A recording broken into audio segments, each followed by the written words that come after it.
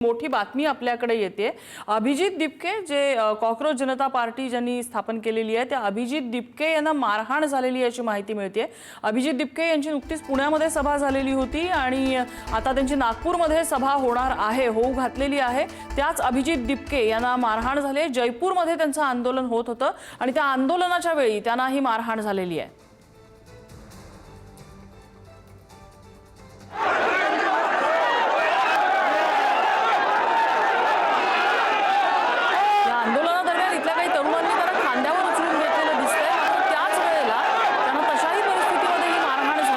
त्यामुळे ही नेमकी कुणी केली, मारहाण करणारा कोण होता, त्या संदर्भात अद्याप माहिती समजू शकलेली नाहीये। शिवाजी काळे आपल्याला अपडेट देतात। शिवाजी, नेमका काय प्रकार घडलाय, काही माहिती कळू शकली का? खरं नम्रता, असं म्हटलं जातं की भेड़ का कोई चेहरा नहीं होता। त्याच दरम्यान अभिजित दिपके यांना नेहमीप्रमाणे ज्या ज्या ठिकाणी ते जातात त्या ठिकाणी त्यांना खांद्यावरती उचलून घेतलं जातं आणि अशा पद्धतीने उचलून घेतलेलं असतानाच त्यांच्यावरती अटॅक करण्यात आलेला आहे, हिंसात्मक कृती करण्यात आलेली आहे। एका मुलाला या ठिकाणी आपण पाहू शकतो की कशा पद्धतीने त्यांची मारहाण त्यांना केली जात आहे आणि ते असे खांद्यावरती बसत आहेत, दोन्ही हात वर करून लोकांना अभिवादन करत असताना अचानक त्यांना मारहाण करण्यात आली। एक बाब म्हणजे समोर ज्या माणसं हाणमार करत होते त्या मुलाला जेव्हा लोकांनी गर्दीमध्ये मारण्याचा प्रयत्न केला त्याच वेळेस लोकांनी देखील ज्या विद्यार्थ्यांना, ज्या तरुणांना मारहाण केली त्याला मोठ्या प्रमाणात मारहाण केल्याचं पाहायला मिळते। लाल रंगाचे शर्ट असलेले काही लोक त्याला मारताना पाहायला मिळतात, ते पोलीस जे आहेत त्या मुलाला वाचवताना पाहायला मिळतात। मात्र एकंदरीत जर पाहिलं तर अभिजित दिपके जे धर्मेंद्र प्रधान यांच्या राजीनाम्याची मागणी करत आहेत त्यांच्यावरती हा राजस्थानमध्ये हल्ला झालेला आहे। राजस्थानमध्ये अलीकडच्या काळामध्ये जे विद्यार्थी अभ्यास करतात त्यांनी आत्महत्या केलेल्या आहेत, त्याचबरोबर पेपर फुटीचे महाराष्ट्राबरोबरच राजस्थान हे देखील सेंटर राहिले।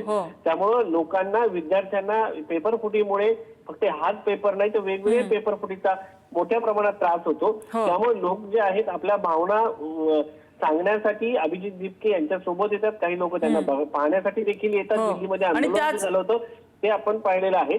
मात्र त्याच परिस्थितीमध्ये या ठिकाणी त्यांना त्याच गर्दीमध्येही अशा प्रकारची मारहाण होणं हे गंभीर आहे।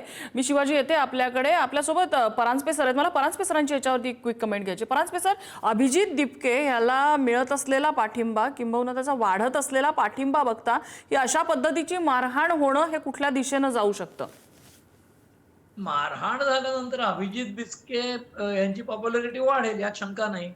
त्याचं कारण असं की अभिजित दिपकेंनी जंतर मंतरला जे आंदोलन केलं तिथं त्यांनी स्वतः एक भूमिका घेतली होती की आम्ही नीटच्या परीक्षेतला गैरव्यवहार, परीक्षा फुटीमुळे विद्यार्थ्यांना झालेले त्रास वेगवेगळ्या परीक्षांच्यामुळे, हे माझं पूर्ण टार्गेट आहे आणि धर्मेंद्र प्रधान यांचा राजीनामा इतकी एकच मागणी आहे। बाकी राजकीय जे काय असेल ते आम्ही नंतर ठरवू अशी त्यांची भूमिका होती। पण त्यांच्या आंदोलनाला आलेले जेएनयूतले जे विद्यार्थी होते त्यांनी अगदी स्पष्टपणे कॅमेऱ्यांवर सांगितलं, म्हणजे वेगळ्या वाहिन्यांवर जे काही आलं त्याच्यात, की आम्ही कुठल्याही आंदोलनाकडे राजकीय भूमिकेतनच बघतो आणि आयडिओलॉजिकल आमचं बॅटल आहे।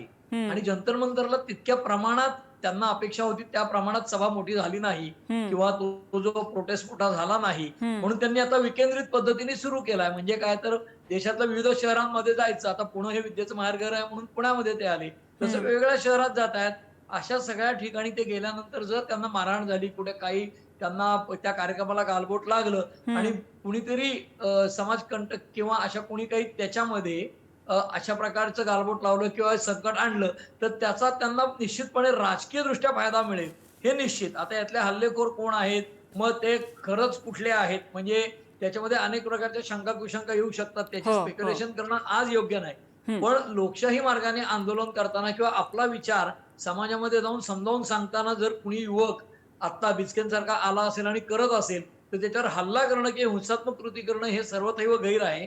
त्या हिंसेचा निषेधच करायला पाहिजे आणि त्याचबरोबर त्यांना राजकीय दृष्ट्या याचा फायदा मिळेल, त्यांच्या आंदोलनाला बळ मिळेल, हे आता तरी त्याचं प्राथमिक त्याचा निष्कर्ष मला वाटतं आहे की त्यांना फायदा मिळेल त्यांच्या आंदोलनाला आणि त्या हिंसेचा आपण निषेध केला पाहिजे हे निश्चित। नाही, अगदी हिंसेचा कुठल्याही निषेधच आहे। आपल्याला शिवाजी काळे आमचे प्रतिनिधी अपडेट देत होते। तपास जसजसा पुढे जाईल तसतसं नेमकं ह्याच्यामध्ये मारहाण करणारा कोण आहे, काही पॉलिटिकल मोटिव्ह होता का, हे सगळं तपासादरम्यान समोर येईलच।